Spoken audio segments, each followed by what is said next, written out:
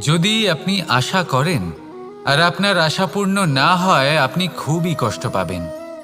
এবার আপনি যদি প্রতীক্ষা করেন, করতেই থাকেন, আর সেই ব্যক্তি যদি না আসে, তাহলেও খুব কষ্ট পাবেন।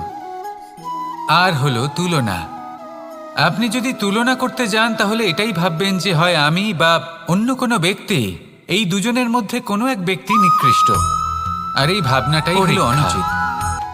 এই পরীক্ষা সবসময় আমাদের আরো সফল করে তোলে, আরো শ্রেষ্ঠ করে তোলে, আরো উৎকৃষ্ট করে তোলে। আসন্ন মহাসংগ্রামের জন্য আমাদের প্রস্তুত করে তোলে এই পরীক্ষা। তাই এই পরীক্ষার থেকে কখনোই পালাবেন না, এর সম্মুখীন হন।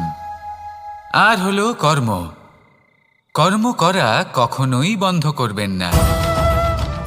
তুলনা করার বদলে কর্ম করুন, প্রতীক্ষা করার বদলে কর্ম করুন, আর আশা করার বদলে কর্মই করুন।